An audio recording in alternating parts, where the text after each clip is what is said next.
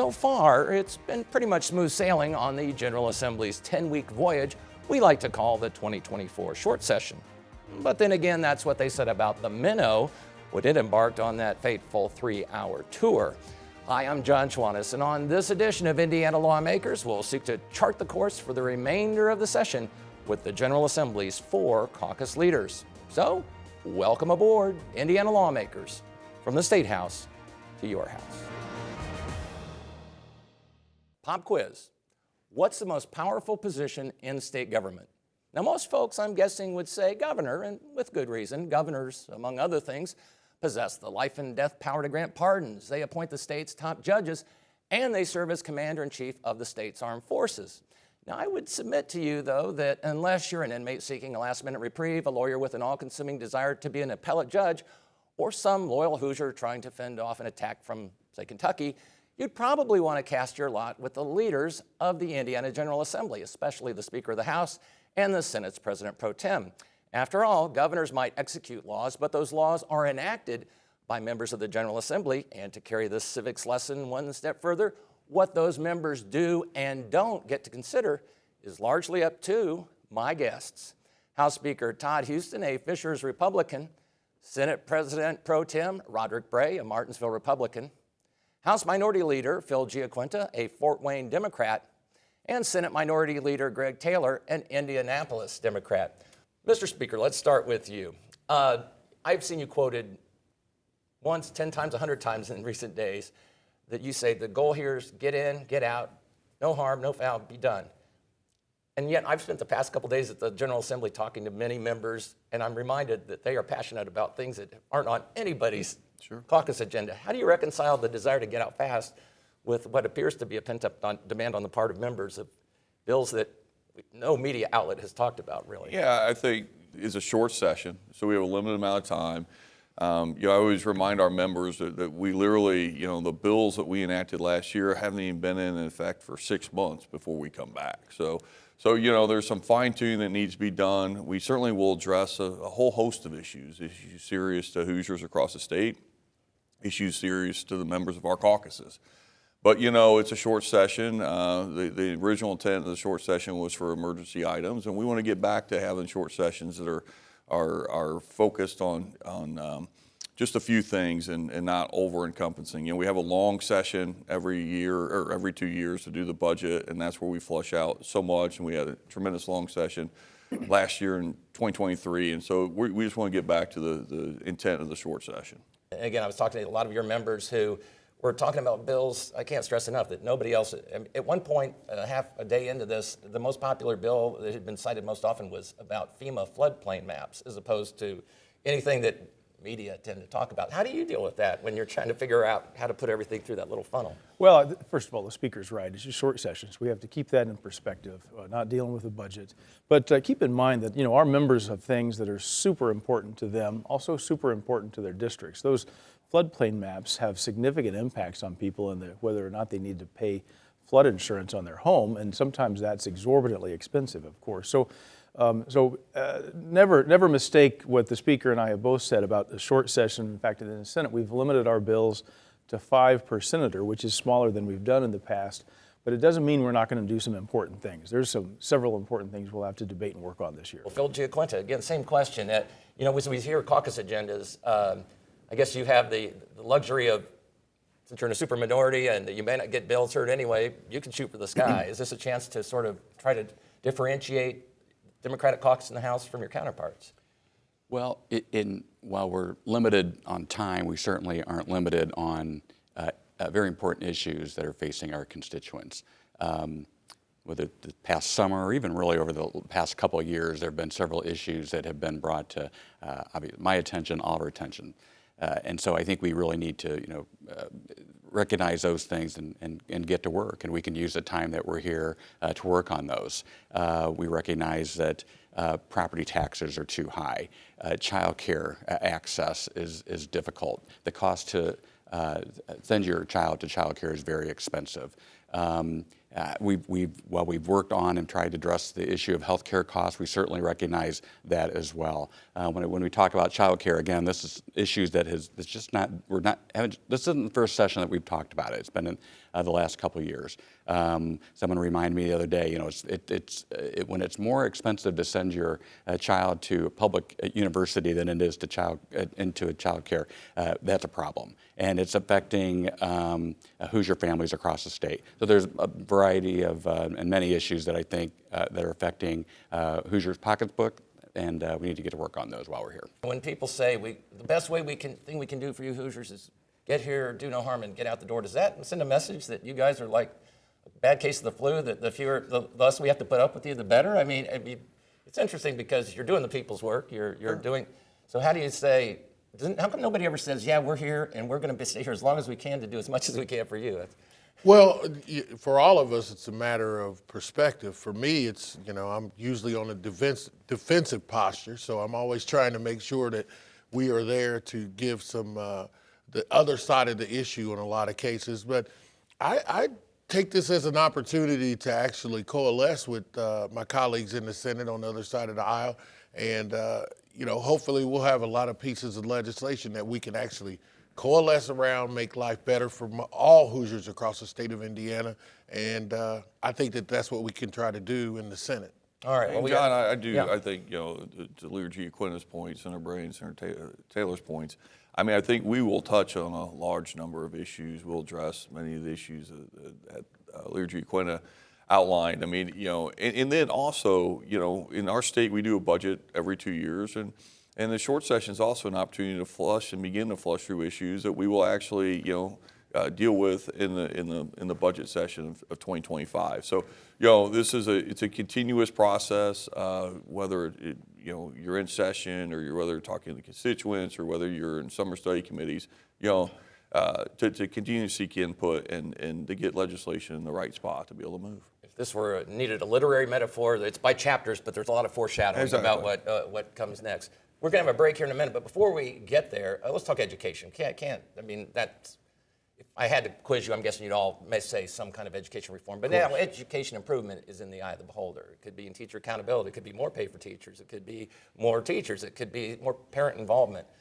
Give me your 10 seconds or 30 seconds on education. What do we need to do? So the most important thing I think that you'll see the Senate work on this year is reading proficiency. We all can recognize that kids by third grade need to be able to read. Vitally important that they're able to read. The thought is now as many as 1 in 5 cannot. That's exactly right. And that's if you look at iRead. And iRead, keep in mind, iRead isn't meaning you're at the top of your game in reading. It is a base level of reading, and we've got about 20% of their kids that aren't there.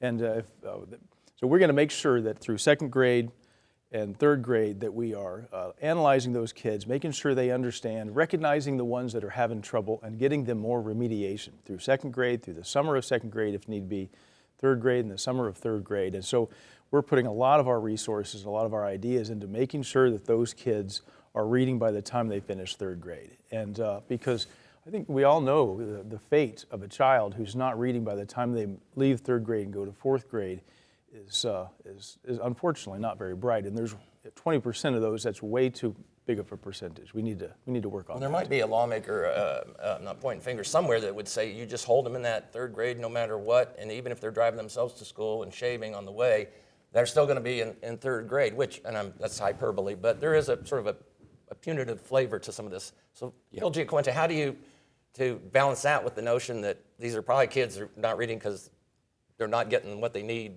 from first grade to second grade? Well, or early before that. And I'm glad to hear Senator Bray talk about what we can do resource-wise, help kids in second grade or after second grade during that summer as they enter third grade. But let's go back even before that.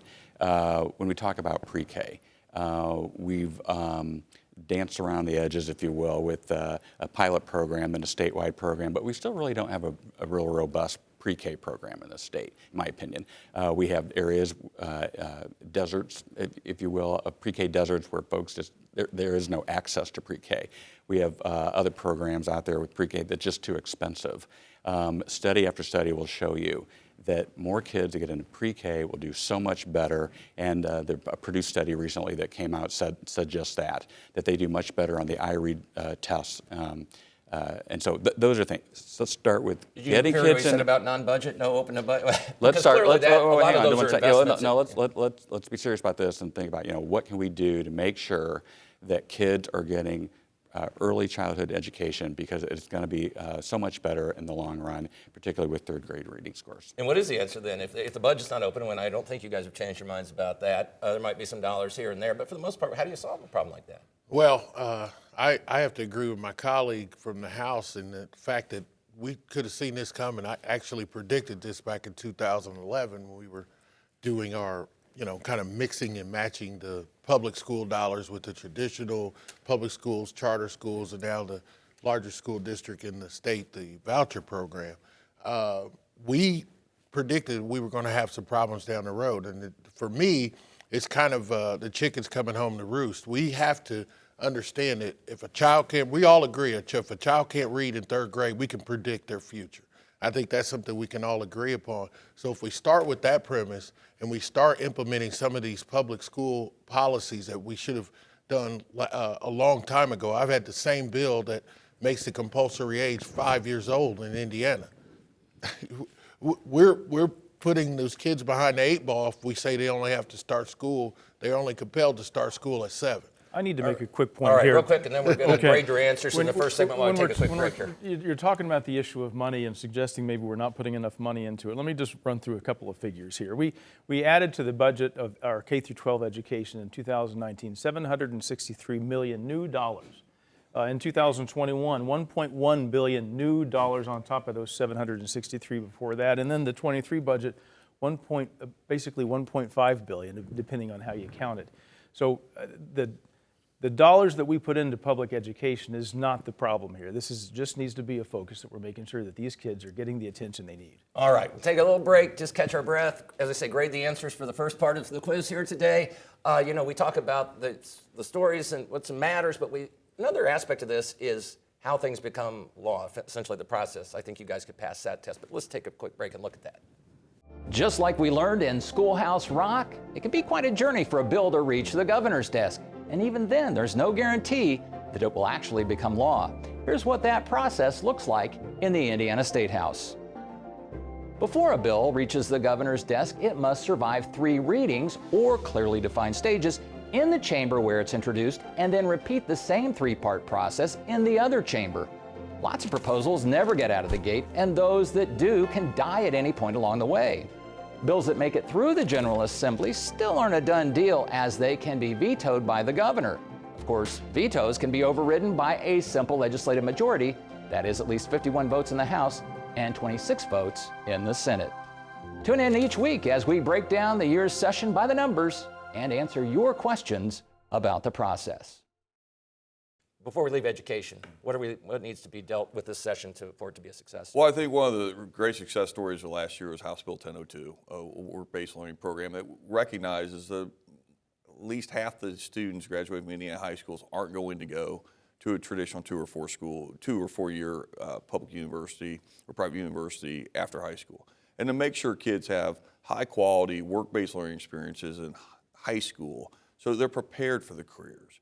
And we've had tremendous partners in the business community and the trade unions and all across the sector saying we want to help these kids have work-based learning experiences that help them understand the type of careers that are available to them and the different pathways to get to those careers. So that was a huge bill last year, a bipartisan bill.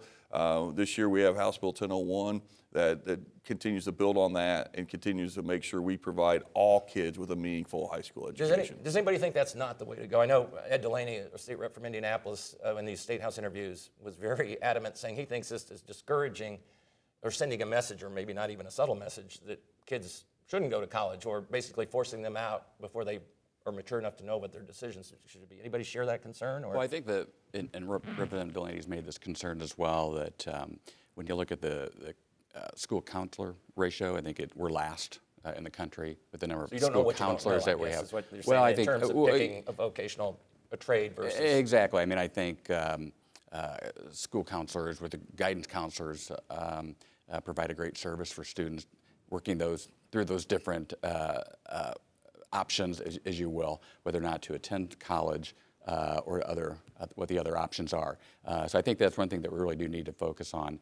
And as we continue to work on 1001 now, get the numbers mixed up a little bit, but and there's some other things too with regards to I think age, trying to get into the trades. There's some discrepancy there on the age of students, things like that. But the school counselor issue is a big one. Greg Taylor, before we leave education, weigh in. Yeah, we've got to again. My colleagues talk about the amount of money that we put into education over the last 2 years. I agree. I mean, the numbers speak for themselves. But where you put those dollars is very important. When you increase some programs funding by 80% and other programs go up by 5%, you kind of see in numbers where your priorities lie. As far as this work-based learning, I agree with my colleagues. We've got to find some options for these kids to actually have a career later on in their life and make enough money to take care of a family.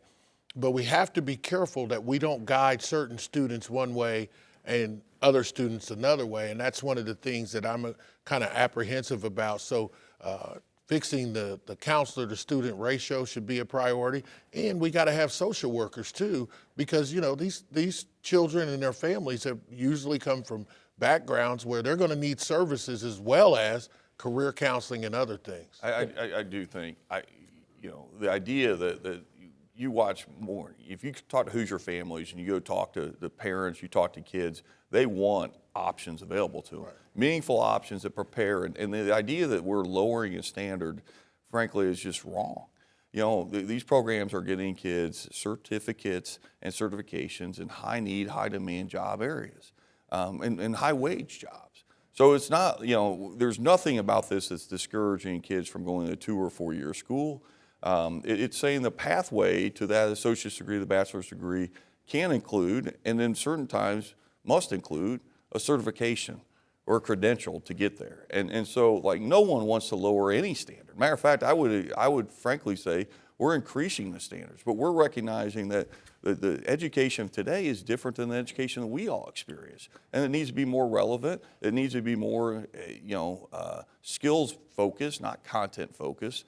And I think, post-pandemic, as more parents got a chance to see what their kids were learning, they were asking the obvious question I think a lot of us have asked is, how often did I use what I learned? Well, and everything we've talked about so far, certainly it's under the heading of education reform, but again, that's a matter of definition. It's in the eye of the beholder. For some people, that's not the important education reform. It's what we heard toward the end of last session. Parents need to be more in the classroom. You need to pay more about what kids are being taught in terms of subjects that maybe some would say aren't appropriate for younger kids in terms of being too sexual in nature, or too provocative, or how is that going to come back, those kinds of issues? I guess we call them the culture war. We'll lump them under that heading. Or is this going to be a session that actually stays on truancy, reading, writing, and arithmetic in the classic sense? We're going to talk mostly about making sure that kids are proficient in reading and making sure that truancy obviously has become an issue because there are school buildings in our state where one out of every 2 kids are considered chronically truant. So I think we've all just taken our eye off that ball a little bit, so we need to make sure we focus on it. We've got some legislation that we'll kind of work through and see if we can get something that makes sense to pass, but at the very least, it's a really important conversation to have. Those are what you'll see us spend most of our time on. And I'm no expert on the subject, but I'm guessing there might be a correlation between people who aren't proficient at 3rd grade and people who might not be sitting in the classroom. Absolutely. Just a wild, crazy guess. Yeah. We talked a little K through 12. Before we leave the subject, let's talk post-secondary education, anti-Semitism, the campus, the concern, thanks to the headlines that we've been seeing and reading around the world. That's an issue. Does that warrant consideration, Phil GiaQuinta? There's a bill that was working its way through the House. And this would basically afford more protection or make anti-Semitism basically a more clearly defined problem on campuses and force the hand. Do you find that, a lot of the people who are most zealous in advocacy of this are I couldn't help but notice are some of the same people who were brought kicking and screaming to the table on hate crimes legislation, for instance, when the governor, you eventually did pass something, but not as some would say watered down version, but the governor wanted something, you gave him something, but before that we were one of 5 states that didn't have any hate crimes legislation. How come we're here where we are now, Greg Taylor, and we weren't back then? What's going on? Well, let's remember that when we did some semblance of what a bias crimes would be, it was the impetus behind that was actually desecration of a synagogue in Carmel. Listen, these isms have been around since before we were born. We're not going to fix them overnight. We're not going to fix them by defining, in my opinion, defining one ism over another ism. Racism has been around as much as anti-Semitism has been around. And I find it ironic that we're going to be sitting here in the legislative session saying in the education area, this is what you can't say, otherwise you are this. Well, we could do that about a lot of things. We've got a lot of homophobia, we've got a lot of racism. Where are we going to stop? Where are we going to stop the ball from rolling down the hill? And it actually gives me cause for concern. I'm so tempted to go down that path because we could talk hours about that. But I know yes. We are out short on time, and there are other issues on the table. Quickly, let's go around. What's else on your front burner? We've obviously working on a whole series of issues, as Senator Bray noted. Both caucuses are aligned on child care issues. Both caucuses are going to continue to work on even though the budget won't open, there might be some ways to make more people eligible. Absolutely, make more people eligible. I think we've created a process. I think in with good intent, but we've so regulated it, John, that we just eliminated the number of providers. I mean, we shouldn't be surprised when government overextends and creates so many barriers for people to even open a child care, that guess what? We don't have enough seats available. And we only have about 50% of the total seats we need. That's the right. State wants. But we're going to deal with issues. We'll deal with the floodplain issues, the MAP issues. We'll deal with a whole series of issues like we always do. You're leaving the 13th check. We're going to leave the 13th check. That seems to be pensioners. picking up speed. Yeah. That was basically just helping out senior, or I suppose they're all seniors, I don't know by definition, but they're state employees who retired that weren't getting that additional income. How about you, Rod Bray? What have we not talked about that we should? Well, I just, again, focus on, you mentioned it already, but daycares are really important when you'll see us focus on that. It's going to be an important priority bill for us. And a couple of other things with regard to some health care costs. We've worked on that already. And in large part, as the speaker referenced earlier, we're going to let some of that we've already done bake and make sure it's been effective in doing the job we wanted it to do. But we'll come back into that space just a little bit this legislative session as well. I did see there was a shot across the bow from the chairman of Tax and Fiscal Policy the first week of the session talking about the reserves maintained by some of our nonprofit hospitals in Indiana, and it was pretty harsh. Is that where we're going to hear a lot more about that, or was that just the shot across the bow? Well, I know that's certainly important to Senator Holman, who wrote that article, and I think it's just still a very important issue for the our entire caucus, because healthcare costs are important for the whole state. All right, now either elaborate or add on as we go around. Well, you mentioned 13th check, obviously something. Representative Porter's been a real champion of that, and he's on the co-sponsor of a bill. So I think that will move the session. And I think the governor has weighed in. He did as well, yeah, so exactly. Obviously, there's a sure bet that may be it. Raising the minimum wage is something. I mean, a whole host of states did that last year, something that and Indiana. things that aren't a sure bet, minimum wage. So for a minute there, I thought you were putting that in the sure bet category. I was going to check my pulse. Let's put it in the sure bet. Okay. So we're talking fantasy land. And then one more sure bet thing is ballot initiative, citizen-led ballot initiative. And another not happening. And one thing, it's something that I think. This is so people can weigh on issues such as reproductive rights. Well, you talk about phone calls that you receive. I received several phone calls because our neighbors in Ohio that just recently went through this issue of being able to vote on this, in this particular case, the issue of abortion. But there's others, whether it's independent redistricting. We've seen Michigan do that. There have been other citizen-led ballot initiatives where they have to collect they have to meet the threshold of number of signatures. You and I, Todd, just can't put an issue out there by ourselves. So there's difficult thresholds that you have to meet. And I think citizens, man, I've gotten a lot of phone calls on that thing. Why can't we weigh on these things? Citizens that opportunity, you have to, 2 successive sessions of the General Assembly, you have to pass independent legislation. And then it goes to get to that point, there's a little bit more. Okay.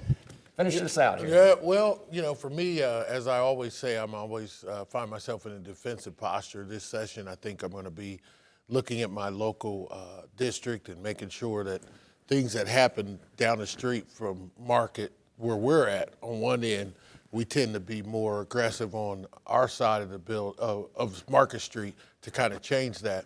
I want local rule to be really local rule. And I want the citizens of Indianapolis, just like I want the citizens of Fort Wayne or Carmel or Martinsville, to be able to do things and pass ordinance that they feel is best for their people, and then leave the state out of it. So I'm going to be in a position where I'm probably going to have to defend some of the things that my colleagues have done over on the other side of Market Street, at the same time represent the rest of the state and make sure that their communities get to do what they want to do too. Good place to end. You're all saved by the bell. You won't be asked to come down one way or the other on tenderloin being the official state sandwich. You can keep all sides, all your constituents happy by you're straddling that one. Keep it up. Thank you, guys. I really appreciate, I know you're busy, coming in here and talking about the complexities of a short session. Oftentimes it's not less activity, not fewer bits of passion and drama. It's just all compressed, makes it even more interesting, and you've helped us navigate it. Again, my guests have been House Speaker Todd Huston, a Fishers Republican, Senate President Pro Tem Rodric Bray, a Martinsville Republican, House Minority Leader Phil GiaQuinta, a Fort Wayne Democrat, and Senate Minority Leader Greg Taylor, an Indianapolis Democrat. And time now for our weekly conversation with Ed Feigenbaum, publisher of the newsletter Indiana Legislative Insight, part of Hannah News Service.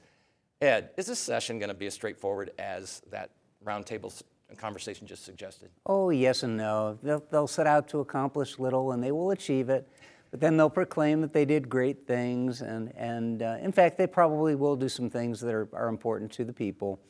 But I think you heard from the legislators themselves, the leaders themselves earlier, that what we're really doing is setting things up for next year. And we've seen this rule of threes, that you have to go through hearing about an idea first, and then you say, oh, well, let's look at that the next time. And then the third time is, well, why haven't we passed that? So this is really the first of those kinds of things. But they will probably get sidetracked by some of the social issues. There's a bill on school chaplains, for example, and then there's another bill on alcohol regulation that may really kind of gum up the works here. So as soon as you talk about education, that opens the door, essentially, for these kinds of other issues. Absolutely. And where does that take us, though? Do we, in terms of derailing the process? I don't think so. And they'll get into things like reading proficiency, which they've talked about, and that's an important issue for them this year. Yeah, absolutely. But at the same time, they passed legislation on that in 2023, and you and I are old enough to remember that they used to sometimes let things simmer and see how things worked out. And we remember when it was a bad thing to keep testing students all the time. And this year they're talking about, well, we need testing in second grade and then again in third grade and then after that to make sure that people are reading proficiently. So as a result, you're going to have the same kinds of issues that are raised again, and you're going to get into these same old debates, and again, things may get derailed. And finally, are all the cards on the table now? Or we can always count on a little bit of a surprise. Oh, sure. There's always something that comes up near the end of the session, and I think you also may have a little bit of sparring over Senator Freeman's bills on limiting some of the home rule things in Indianapolis. I think that's a safe bet. All right, Ed, as always, appreciate your insight. Thanks, John. On the next edition of Indiana Lawmakers, we'll sit down for our annual and, it turns out, final post-State of the State conversation with Governor Eric Holcomb. It is indeed an honor and privilege to report to you again for the 8th time. Well, that concludes another edition of Indiana Lawmakers. I'm Jon Schwantes, and on behalf of commentator Ed Feigenbaum, WFYI Public Media, and Indiana's other public broadcasting stations, I thank you for joining us, and I invite you to visit WFYI.org for more State House news. Until next week, take care.